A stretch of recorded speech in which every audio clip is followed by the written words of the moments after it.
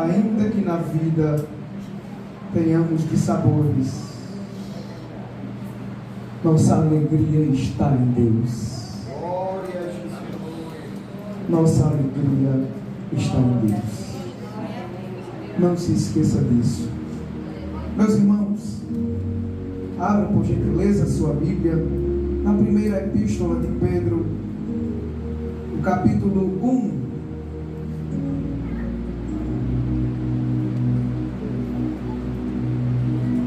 Primeira de Pedro, capítulo 1,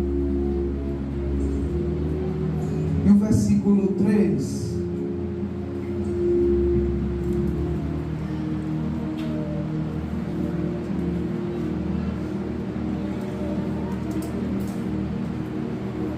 Quem achou, diga amém. Amém.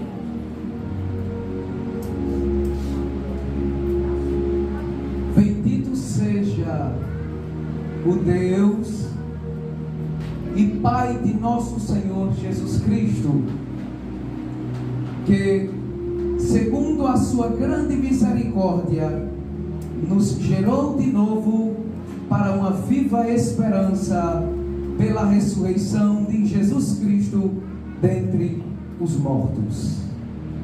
Meus irmãos, nesse momento eu peço a você que dedique total atenção. Abra os seus ouvidos para ouvir a palavra de Deus. Você teve a oportunidade de cantar, louvar a Deus. Você teve a oportunidade de orar. Agora é o momento de se calar e ouvir Deus falar conosco. Amém? As nossas falas serão apenas glória e aleluia. Glória e aleluia. E os glórias e aleluias, elas devem ser independentes de nossas sensações.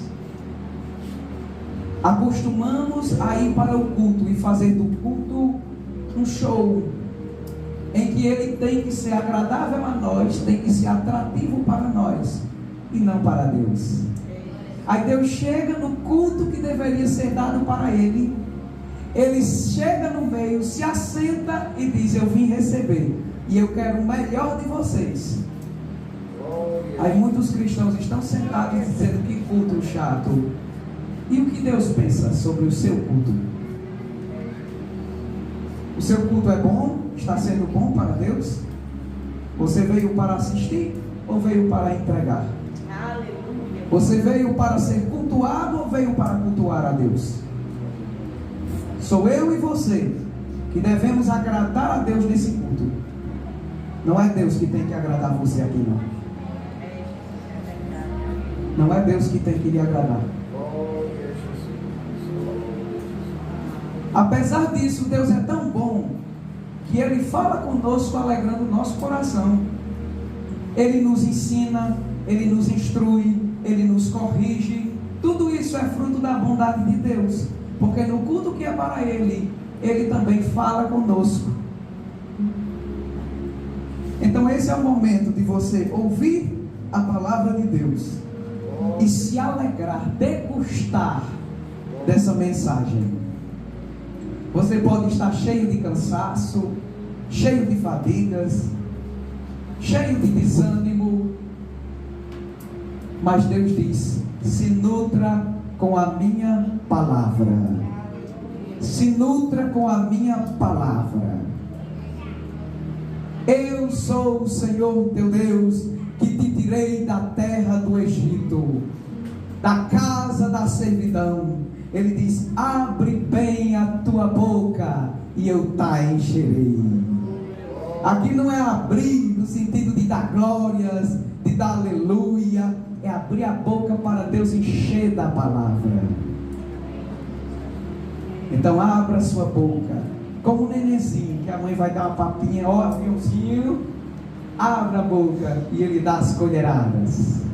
E vai encher você, vai lhe nutrir com o alimento espiritual. Amém? Meus irmãos, nesse versículo aqui, Pedro, quando escreveu essa epístola, ele escreveu com a finalidade de ajudar os cristãos que estavam passando por perseguições. Os cristãos estavam sendo perseguidos, e a perseguição não era simplesmente uma perseguiçãozinha de alguém que não gosta de você, que falou 2 ou 3 palavrinhas com você, e você não aguentou também e respondeu de volta. Não era esse tipo de perseguição. Era algo mais forte. Era algo mais forte. Os cristãos eram perseguidos. Os cristãos perdiam seus bens, perdiam suas casas, perdiam suas famílias. Aqui esses cristãos eram uma mistura de judeus e gentios. Os judeus perderam suas famílias, perderam seus direitos, sua herança, aquilo que ele tinha direito. Os pais deles diziam: você não é mais meu filho, você não é mais meu irmão, não venha mais para minha casa, você não é bem-vindo aqui. Os pais diziam: morrer, minha herança não é mais sua, você não vai dar continuidade ao meu nome. Isso era muito importante no judaísmo, um filho honrar o nome do pai, e o pai não permitir isso era tirar uma grande honra para aquele filho. Eles eram desonrados, perdiam seus bens, perdiam suas casas, eram presos, alguns sofriam a pena de morte. E Pedro escreve essa sua epístola para consolar esses irmãos e para ensinar a eles como viver à luz do sofrimento, como viver esse período, essa fase tão difícil que é o sofrimento que eles estavam passando. Nós aqui no Brasil não sofremos muita coisa, né? No máximo um vizinho chato que não gosta de crentes, uma vizinha, né, que começa a arranjar problemas, coisas do tipo, falar mal. São poucas as coisas, uma criticazinha aqui, outra criticazinha ali. No entanto, existem cristãos ainda hoje que sofrem. Eu estava vendo um vídeo no Instagram de um grupo entrando em uma casinha onde os cristãos se reuniam para cultuar a Deus e metralhando lá todo mundo, e os cristãos correndo, crianças, uma criancinha, parece que era de 9 anos, que foi espancada por ser cristão, e essa criancinha permaneceu firme em Cristo. Ela apanhou tanto e faleceu recentemente. Então isso ainda hoje existe, cristãos que estão sendo perseguidos. Essas pessoas realmente conheceram Jesus.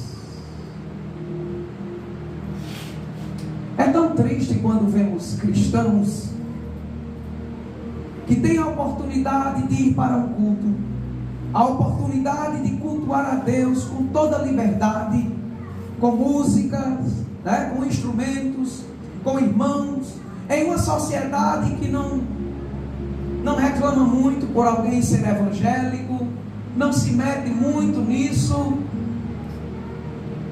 e ainda assim essas pessoas se entregam à fraqueza espiritual.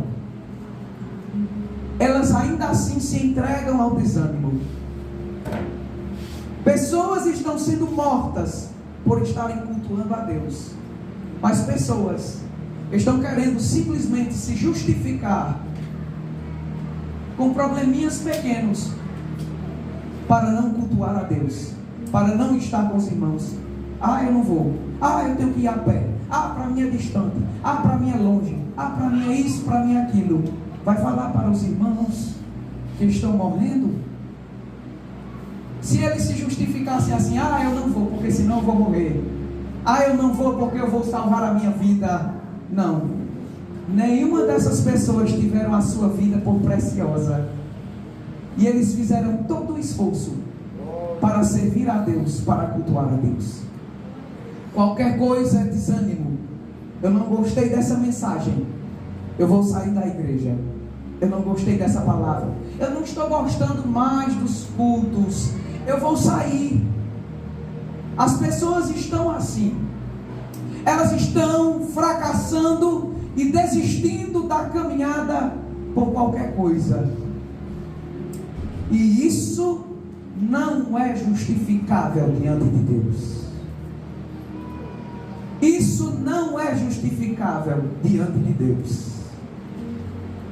Aos olhos humanos é justificável um pai dizer: meus filhos não vão mais para o culto, eu não vou mais ser crente porque eu sou pai e eu vou salvar a vida dos meus filhos porque estão matando pessoas, então eu não vou.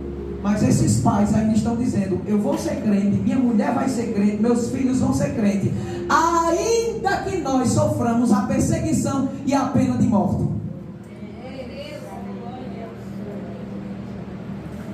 Ainda que isso aconteça, nós queremos justificar a nossa mornidão espiritual, a nossa pobreza espiritual, em vez de olhar para nós mesmos e dizer: Senhor, tenha misericórdia de mim, porque eu não sou o crente que deveria ser. Tenha misericórdia de mim, porque eu estou errado do jeito que eu estou. Tenha misericórdia de mim, porque eu sou tão fraco que eu não quero ir para um culto, porque eu estou assistindo um filme que é mais interessante. Tenha misericórdia de mim, porque eu não evangelizo uma alma sequer. Uma alma sequer. Eu nem ao menos mostro o Senhor em minha vida, porque eu sou um vizinho chato, eu sou um vizinho briguento, sou um vizinho intrigado. Tenha misericórdia de mim por causa disso? Não, as pessoas procuram se justificar. Será que naquele dia você poderá se justificar diante de Deus? Será que suas desculpas serão válidas diante de Deus? Será? Que tipo de crente você é? Olha aqui como Pedro vai procurar animar esses irmãos de uma forma que poucos se animariam. Essa seria uma das mensagens mais chatas para muitos, porque essas pessoas não entendem o valor da salvação. Parece até que elas não tiveram uma experiência real. Parece até que elas estão na igreja, mas nunca olharam para si e disseram: eu sou miserável pecador, eu estou arrependido, e Deus teve misericórdia de mim e me salvou. Não. Parece que para muitos esse tipo de mensagem é a pior, mas para esses irmãos foi um banquete de alegria. Olha só o tipo de mensagem, aquela que muitos não se alegrariam. Ele diz: bendito seja o Deus e Pai de nosso Senhor Jesus Cristo. Nesse versículo, Pedro, ele inicia aqui louvando a Deus pela maravilhosa obra da regeneração na vida dos cristãos. Olha aqui o que iria animar esses irmãos: uma pregação sobre a regeneração. Ela era a base para o resto do conteúdo que Pedro iria falar. Ela é a base para que os cristãos sofram com alegria. Bendito, louvado seja o Deus e Pai de nosso Senhor Jesus Cristo. Por quê? Ele faz esse louvor. Ele diz: porque segundo a sua grande misericórdia, Ele nos gerou de novo para uma viva esperança pela ressurreição de Jesus Cristo dentre os mortos. Ele está falando da regeneração. Ele nos gerou de novo segundo a sua grande misericórdia. O nosso estado anterior, meus queridos irmãos, era de morte espiritual. Aqui, morte, na Bíblia, morte tem um sentido metafórico de separação. Separação, ausência de comunhão entre o homem e Deus. Assim como um defunto não tem contato com os vivos, de igual forma, o homem espiritualmente morto, ele não tem contato com Deus, ele ignora Deus e se mantém afastado dele em suas ofensas e pecados. Esse era o estado em que eu e você anteriormente nos encontrávamos, mortos para Deus. Não falávamos com Deus, não nos comunicávamos com Deus, não tínhamos prazer nas coisas de Deus, estávamos mortos em ofensas e pecados. Está lá em Efésios o capítulo 2 e o versículo 1. Vejam que o apóstolo Paulo, escrevendo aos Efésios, vai dizer. Ele diz que Deus nos vivificou, isto é, deu vida, gerou de novo, estando vós mortos. Em que estado de morte? Em ofensas e pecados. Era esse o estado de quem estava distante de Deus. Lembra que a luz resplandece nas trevas e as trevas não a compreenderam? O que foi que as pessoas fizeram ao ver a luz? Eles se afastaram cada vez mais da luz, para que suas obras não fossem manifestas. O homem que está morto em ofensas e pecados, ele está separado de Deus, ele está distante de Deus, e o que ele faz é pecar cada vez mais. Cada vez mais o pecado vai sendo inovado, um tipo de tendência pecaminosa vai surgindo, e ele vai seguindo isso, ele vai pecando cada vez mais. E Pedro está dizendo: louvado seja Deus, porque eu estava morto em ofensas e pecados, mas ele chegou até onde estava e ele me deu vida. A Bíblia afirma que aqueles que estão mortos espiritualmente, eles andam segundo o curso desse mundo. Esse mundo, irmãos, está a cada dia mais se desintegrando moralmente.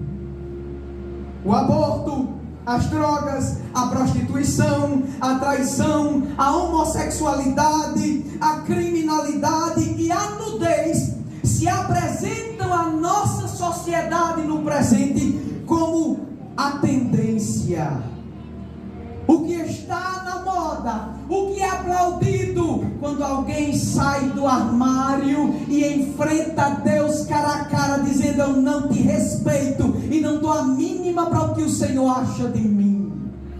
A moda está tirar as suas roupas e se tornar mais sensual possível, está em chamar a atenção das pessoas, está em ser objeto de atração de homens e mulheres. A moda é alguém dizer assim: eu abortei e sou a favor de quem aborta. A moda está em quem diz que é descolado, que usa um pouquinho de drogas. A moda está em quem se prostitui. Essa é a tendência.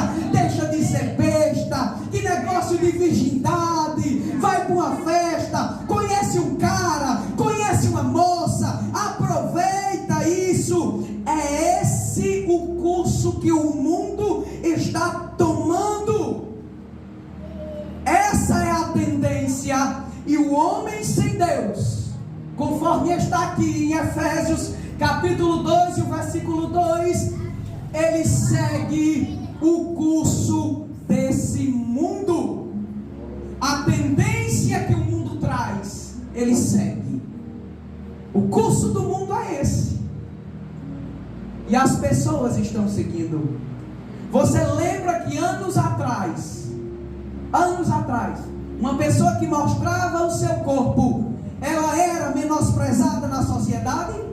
Você sabe de quem ela era chamada? Você sabe que alguns anos atrás o divórcio era visto com vergonha pela sociedade? Sabia disso? E hoje é a coisa mais comum para as pessoas. O conselho das pessoas é: minha filha, se case, se não der certo, deixe, venha para casa de volta. Antigamente os pais diziam: escolha, se vocês quiserem casar, case, agora tem uma coisa, não volte mais para casa não, viva a sua vida, aprenda a lutar pelo seu casamento. Era assim que a sociedade, mas o curso do mundo foi mudando.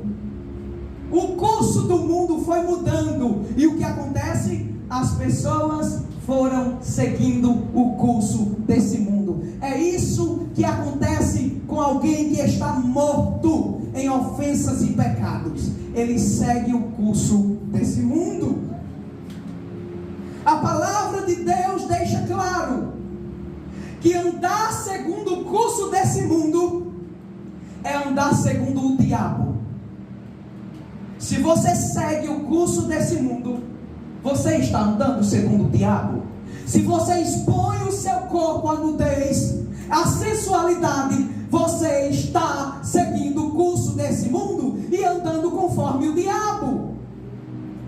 Se você usa drogas, se você se prostitui, você está seguindo o curso desse mundo e andando conforme o diabo, pois é ele quem está por trás do rumo que o mundo está tomando. Você pensa que a moda é feita por crentes? Você pensa que são eles? As tendências de roupas afeminadas, ou roupas femininas com tendências masculinas? Você pensa que quem são essas pessoas? São ateus, são satanistas, são eles que criam a moda, são eles que trabalham procurando formas de fazer com que a sociedade se desintegre, se corrompa moralmente. Mas a igreja de Deus não anda conforme o mundo. A forma da igreja é Jesus Cristo. Ele transforma-se pela renovação da sua mente. A igreja de Cristo não é transformada conforme a moda, conforme a sociedade, mas ela é transformada conforme a imagem do caráter de Cristo. Aleluia. Se você, nenhum cristão é proibido de seguir a moda. Você é proibido quando a moda ela está querendo lhe levar para um caminho pecaminoso. Você pode vestir um vestido decente, bonito. Você pode vestir uma calça decente, bonita, um paletó decente e bonito. Esse paletó aqui não é de 60 anos atrás não, é da nova tendência, mas ele serve para me deixar vestido, bem vestido, bem apresentável. É o diabo que está por trás de tudo isso. E tem pessoas, cristãos, querendo seguir o curso desse mundo, porque o que está no seu coração é maldade. Há um desejozinho pecaminoso lá dentro. Há um desejozinho, mas é o diabo quem está inspirando você.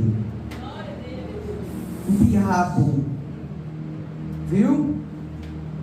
1 João, capítulo 3 e versículo 8.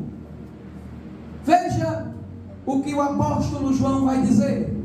Ele diz: quem pratica o pecado é do diabo.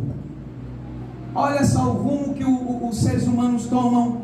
O homem sem Deus toma. Ele vive conforme o curso desse mundo e vive conforme o diabo. Quem segue o curso desse mundo segue o diabo. Segue o diabo. E ele diz que quem pratica o pecado é do diabo, porque o diabo ele peca desde o princípio. Mas para isso o Filho de Deus se manifestou para desfazer as obras do diabo. Sabe quais são as obras do diabo? As obras do diabo é esse: é o aborto, é o feminismo, é o homossexualismo. Essas são as obras do diabo. É a nudez, é a bebedeira, é a droga, é a prostituição, é a lascívia. Mas Cristo Jesus, Ele se manifestou aqui na terra para desfazer as obras do diabo. Eu fico em tempo de arrancar o cabelo. Eu peço a Deus paciência, porque isso é importante. É fruto do Espírito. Quando a gente escuta uma pessoa dizendo: Jesus andava com as prostitutas, Jesus andava com os ladrões, Jesus, se tivesse naquela época também afeminados, homossexuais, lésbicas, Jesus andaria com ele. É verdade, mas todos os que procurassem Jesus, eles tinham suas vidas transformadas, porque Ele se manifestou, foi para desfazer as obras do diabo nessas pessoas, para desfazer as obras do diabo. Aleluia! Glória a Jesus, aleluia! O homem morto espiritualmente, também ele é, além de ele ser um escravo do diabo, seguir o curso desse mundo, que é o que o diabo diz. A agenda para 2025 é essa. Tem uma para 2026. O diabo tem sua agendazinha para mudar o curso, levar na direção que ele quer. E ele está conseguindo muito bem. Muito bem. Tem até cristãos querendo ir, flertando com o diabo. Ele está conseguindo levar o mundo para o rumo muito bem que ele quer, para a destruição. O homem morto espiritualmente, além dele andar segundo o mundo, segundo o diabo, que é o pai dos ímpios, o ser humano, ele também é escravo de sua própria vontade e da sua própria mente, do seu próprio pensamento. Efésios, o capítulo 2 e o versículo 3. Olha o que Paulo diz: entre os quais todos nós também antes,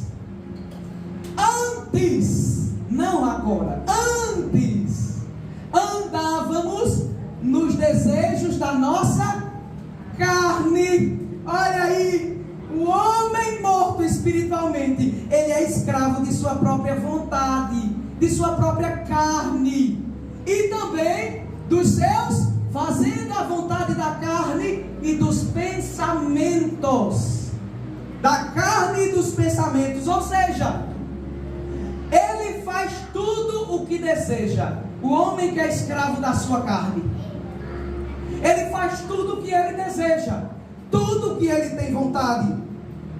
Ele é um farrador, é um usuário de drogas, ele se prostitui, ele faz tudo o que ele tem vontade, mas ele não consegue parar de fazer as coisas que ele deseja, porque ele é escravo da sua vontade. Ele é escravo da sua vontade. Ele pode até dizer para o cristão: eu sou livre, eu faço o que eu quero. Eu sou livre, eu faço o que eu quero. Diga para ele: você é livre? Então pare de pecar. Pare de fazer as coisas que você faz. Pare de fumar. Pare de se drogar. Pare de se prostituir. E você vai ver que ele não consegue fazer essas coisas porque ele não é livre. Sabe qual é a liberdade? É aquela que nós temos, que antes nós estávamos no pecado e não conseguíamos parar de pecar. Uns viviam na prostituição, na mentira, no roubo, no furto, nas drogas, viviam em todo tipo de pecaminosidade e não conseguia abandonar, até o dia que Deus chegou, até o dia que Jesus chegou e ele disse: tu não consegues sozinho, mas se o Filho do Homem te libertar, verdadeiramente serás livre. Nesse dia veio liberdade para nossas vidas. Hoje podemos não pecar.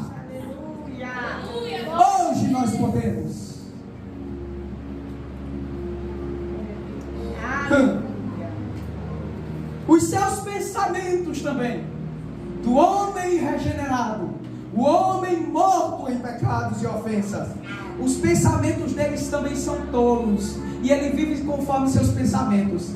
Meu Deus, você já ouviu esses youtubers, ou essas youtubers, não sabem nada de religião, mas querem dar uma opinião assim tão profunda, não é? Parece que eram teólogas. Uma bobagem. Eu vi uma pessoa dizendo, uma pessoa que trabalha em casa de show, fazendo show, trazendo aqueles músicos imorais, dizendo: a promessa de Deus está se cumprindo, o que Deus havia prometido, e Ele vai me fazer prosperar. Deus me prometeu. Numa casa de show, um monte de gente nua, fazendo imoralidades, cantando músicas profanas. Olha a sabedoria humana como é. Olha a inteligência humana. O pensamento humano só tende para defender-se a si mesmo, defender seus interesses, sua pecaminosidade. É isso. Então os pensamentos humanos são tolos. O pensamento humano é tolo.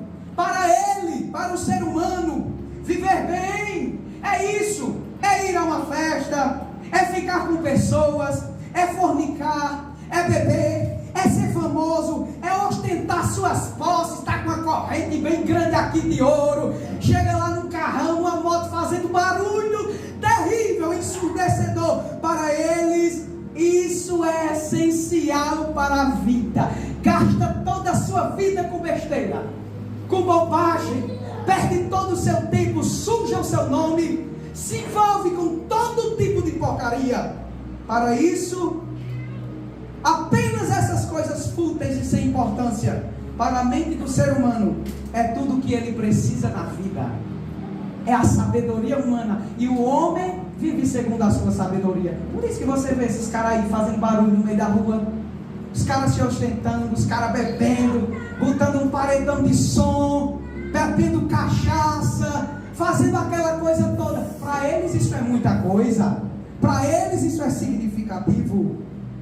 Não sabem esses homens que ele é um miserável diante de Deus, que ele é filho da ira, e que o terrível destino do inferno, lhe aguarda. E para ele, quando ele morrer, não haverá esperanças. Não haverá esperança para ele. Esse era o nosso estado anterior, irmãos. Era assim que nós vivíamos, até que Deus veio ao nosso encontro e nos deu vida. Ele nos deu vida. Nós estávamos mortos, distantes de Deus em pecados. Aí Deus disse: eu vou fazer você nascer de novo.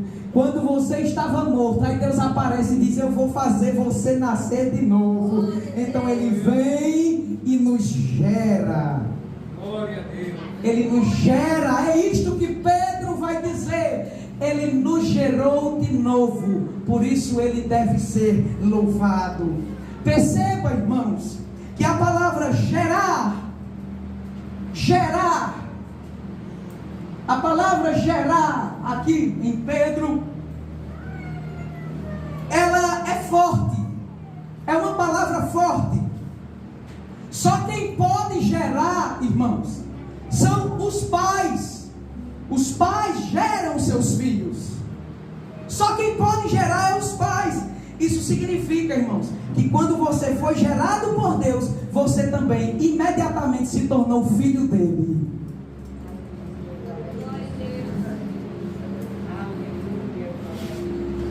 Você se tornou filho dele. Quando os pais geram um filho, aquele filho possui também as características do seu pai, não é? Eu, por exemplo, puxei as orelhas ao meu pai. Tem um pouco das características dele. No meu DNA tem um pouco das informações genéticas também do meu pai e da minha mãe. Há características, porque eu nasci deles, eu vim deles, eu fui gerado por eles. Do mesmo modo, quando você foi gerado por Deus, você não só foi feito dele, mas também as características de Deus também passaram a estar em você. Quando você era filho do diabo, prestem atenção. Quando você era filho do diabo, as características do diabo estavam em você. Viu? As características do diabo estavam em você. A Bíblia diz que o diabo, ele peca desde o princípio, e essa característica estava em nós. Da mesma forma, você vivia em ofensas e pecado, imitando o seu pai. Era assim que você vivia no passado. Mas quando Deus te gerou novamente, aconteceu uma mudança radical. De filho das trevas, agora você é filho da luz. Antes você vivia na mentira, agora você vive na verdade. Antes você era pecador, agora você é um santo redimido. Antes você era culpado, agora você é justificado pela graça de Deus. Antes você estava morto em ofensas e pecados, mas agora você passou da morte para a vida. Antes você era filho do diabo, destinado ao inferno, mas agora você é filho de Deus e herdeiro do céu. Glória a Jesus. Aleluia! As características dele agora estão em você. Irmão, era para você dar a maior glória possível. Isso é maravilhoso. As características de Deus estão em você. Em você. Agora você é santo, você é justo, você imita o caráter de Deus. Essa palavra que alegrava aqueles crentes. Já imaginou? Os crentes sofrendo, tendo de tudo para deixar a igreja, mas essa mensagem animou o coração deles. 1 João capítulo 3 e o versículo 9. 1 de João capítulo 3 e o versículo 9. Olha só o que João vai dizer. Qualquer que é nascido de Deus, quem foi gerado de novo, quem recebeu vida, a vida que você recebeu foi por meio da geração. Deus te gerou de novo. Como uma mãe gera os seus filhos, Deus gerou você. As características que você herda da sua mãe, do seu pai, espiritualmente, você herdou as de Deus. Olha aqui, ele diz: qualquer que é nascido de Deus, qualquer. Ele não diz alguns que são nascidos de Deus, alguns que são nascidos de Deus. Não, ele diz qualquer pessoa que nasceu de Deus não permanece em pecado. Quem nasceu de Deus não permanece. Ele não está dizendo que nunca pecou na vida, não está dizendo que um crente nunca vai pecar na vida. Ele está dizendo que um crente sincero e verdadeiro, que nasceu de Deus, ele não permanece em pecados contínuos. Por quê? Porque a sua semente, o DNA, as características de Deus permanecem nele e não pode pecar, porque ele nasceu de Deus. Sua vida é santa. Seu desejo não é pela pornografia, não é pela mentira, não é pela prostituição, é pela vida santa.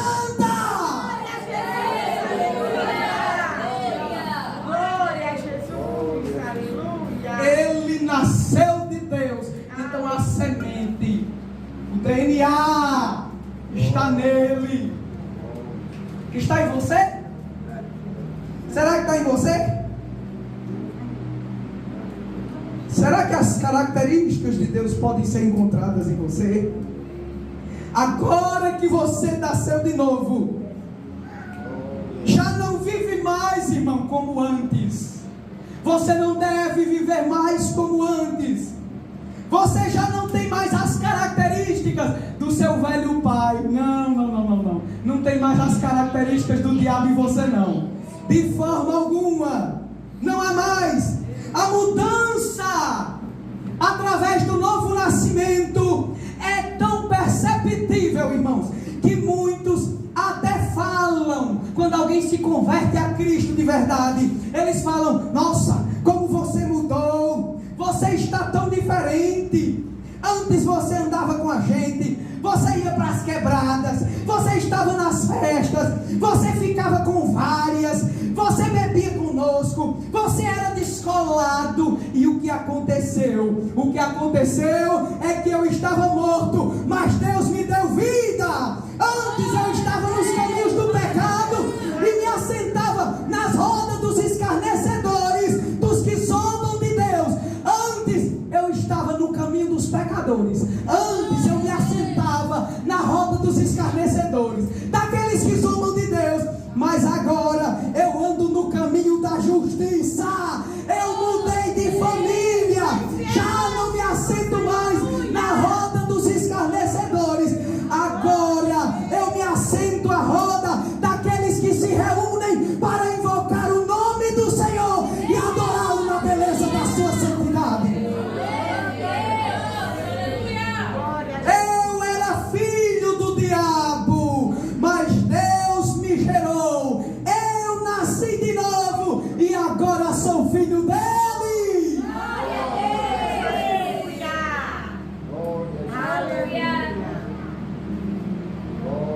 A regeneração não é algo que se obtém através do esforço humano. Não é uma conquista sua. Não é uma obra sua. Não é você que conquista a regeneração. Ela é uma obra de Deus. Você já ouviu pessoas dizendo assim: tenho muita vontade de ser crente. Aí você até diz: mas por que não vai? Por que não? Aí ele diz: não, primeiro não adianta a gente ir para a igreja e não mudar, né? Primeiro eu quero mudar e depois eu vou para a igreja. Depois eu vou ser crente. Não é isso que as pessoas dizem? Meu Deus, ninguém consegue mudar por si mesmo somente. Ninguém consegue mudar por si mesmo. Apenas Deus pode mudar o homem de dentro para fora. Qualquer mudança que você, sem Deus, tentar fazer é estereótipa, é aparente. Você veste uma roupinha de crente, fala paz do Senhor, irmão, mas em casa tem palavrão, está com raiva, fala palavrão. Em casa você faz coisas indecentes. É assim, aparência. Mas Deus tem o poder para te mudar de dentro para fora. João capítulo 1, versículo 12 e 13. Olha o que está escrito. João, o capítulo 1, versículo 12 e 13. Diz: mas a todos quantos o receberam, Deus deu-lhes o poder de serem feitos filhos de Deus. Glória a Deus. Olha que coisa interessante. Aos que creem no seu nome. Volta anteriormente, o versículo anterior. Mas a todos quantos você já ouviu? Tá vindo agora uma modinha, né? Essa modinha é moda calvinista. Tá dizendo aí: não tem na Bíblia dizendo que você deve aceitar Jesus. Não há em lugar algum na Bíblia. Está aqui. João capítulo capítulo 1, versículo 12. Mas a todos quantos o receberam, aceitaram. Quem aceitou Jesus, Deus deu o poder de ser feito filho dele. Glória a Deus, aleluia. Filho dele. O calvinismo, ele ensina assim: como o homem está morto, ele não consegue crer, porque um morto não crê. Só que eles exageram na concepção bíblica de morte. Para eles a morte é uma inatividade 100%. Chega para um defunto lá no caixão e oferece os produtos. O senhor quer comprar? A senhora quer comprar? E ela não vai responder nada, e nem vai ouvir, nem vai entender, nem vai saber. Então, para o calvinista, morte é isso, essa inatividade total. Na Bíblia, morte é separação, distanciamento. É esse o significado. O homem está distante de Deus. Como uma amiga, duas amigas pegam aquela confusão e dizem: ó, você morreu para mim. Isso é, não importa o que você quer, não importa mais o que vai acontecer com a sua vida, eu não estou nem aí para você. Morreu para mim. É isso, essa distância entre o homem e Deus. Aí eles dizem, portanto, como o homem morreu, eles dizem, então o ser humano não pode crer. Primeiro Deus tem que regenerar a pessoa, tem que dar vida para que ela creia. Ou seja, Deus primeiro tem que salvar para depois ela acreditar que está salva. É isso que eles acreditam. Mas o texto aqui está dizendo o contrário, que você tem que crer, aceitar, para depois você ser regenerado. Mas a todos quantos o receberam, foi que ele fez o quê? Filho. Para você ser filho tem que ter o DNA do pai. Para ter o DNA do pai tem que ser gerado pelo pai. Tem que nascer de novo. Então aqui está dizendo, primeiro você tem que crer, você tem que receber. Olha aqui o que é receber. Como eu vou receber então Jesus? Você recebe Jesus pela fé. Aos que creem no nome de Jesus. Eu sou pecador, eu estou morto em ofensas e pecados, mas eu creio que Jesus, ele é o dono da vida, e ele vai me ressuscitar, me dar vida espiritual. Eu creio, e aí ele dá vida. Ele dá vida. O próximo versículo diz: os quais, aqueles que nasceram, eles não nasceram do sangue, tá? Ó, nascimento do sangue. Filho de crente é crente. Não, não é. Sinto muito. Filho de crente não é crente. Não. Não significa que filho de crente é crente. Aqui diz, não é do sangue. Tem dois irmãos na igreja, um casal, se casaram, tiveram um filho. Aí eles não podem chegar e dizer, meu filho agora é regenerado. Meu filho, ele tem um novo nascimento. Por quê? Porque eu sou nascido de novo e minha esposa é nascida de novo. Portanto, ele vai herdar também essas características de Deus nele. Não. Diz aqui, ninguém nasce do sangue. Seus filhos são seu sangue. Tem as suas características. Mas as de Deus, ele só tem se Deus der vida, regenerar eles. Viu? Por isso, os pais devem ser evangelizadores. Eles devem evangelizar os seus filhos. Não só levar seus filhos para a igreja. Os filhos devem conhecer a Cristo, crer nele. Precisam crer nele. E aqui diz, não nasceu do sangue. O fato de você ser crente, sua esposa ser crente, não faz com que seu filho seja regenerado. Não nasceram também da vontade da carne. A minha vontade própria, eu não consigo fazer isso de mim mesmo. Eu não posso a mim mesmo me regenerar. A minha vontade não consegue fazer isso. Eu não consigo fazer isso por mim mesmo. Não é da vontade do sangue. Não se nasce do sangue. Não nasce da vontade da carne. Ninguém consegue. Eu primeiro vou mudar para depois eu ser crente. Não.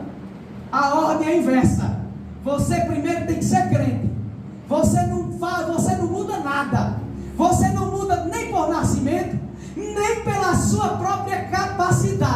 Você só tem que acreditar, receber Jesus, e é Deus quem vai te regenerar. Aleluia, glória a Deus. Não é do sangue, não acontece por nascimento de pais crentes, não é da vontade da carne, ninguém se regenera a si mesmo, nem é da vontade do homem. Ah, se eu pudesse eu salvava todo mundo, se eu pudesse eu dava vida a todo mundo, regenerava todo mundo. Tem crente que dá vontade, meu Deus do céu, da gente afuazar os cabelos e dizer assim: entra o Espírito para ela se salvar, converte.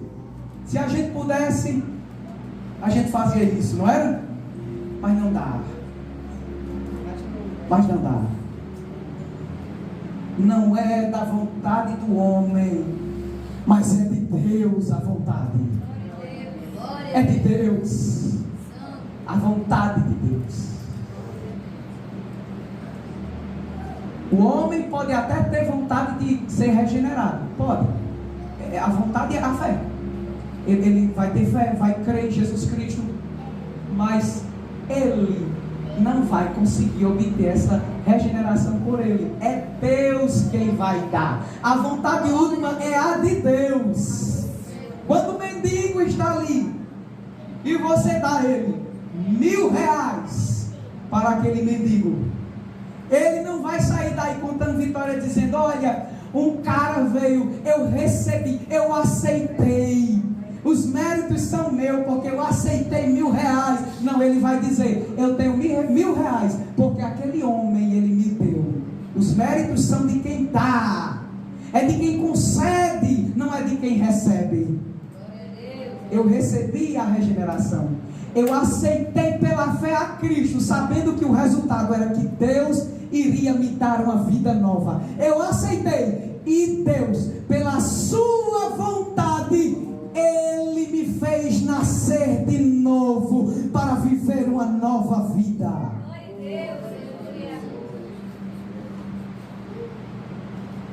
Por isso que Pedro vai dizer que a regeneração é um ato da misericórdia de Deus. Tu sabe o que é misericórdia? É Deus olhando para o homem, vendo a situação de miséria dele, a incapacidade dele, ele não ter condições. É Deus ver a miséria dele e dizer assim: mas eu vou te beneficiar. Tu não podes, mas eu posso. Eu posso. Deus olhou para você no seu estado miserável, morto, em pecados, cujo destino era a perdição eterna do inferno. Você estava sem Deus, mas Deus chegou até você, mesmo você nos seus pecados mais terríveis, com morte nas costas, com prostituição, com adultério, traições, com mentiras, com furtos, com roubos, com todo tipo de coisa terrível. Deus viu o teu estado miserável e Ele disse assim: eu posso te libertar, creia no meu filho. E você disse: eu creio, porque eu não posso por mim mesmo, eu não consigo me libertar. Aí Deus diz: agora eu te dou nova vida, agora eu te dou o poder, seja uma nova criatura. A partir daquele dia ele vence o pecado. A partir daquele dia ele abandona o vício, abandona a imoralidade, abandona o mal que ele fazia, porque agora ele é filho de Deus e as características de Deus podem ser visíveis e perceptíveis nele. Amém?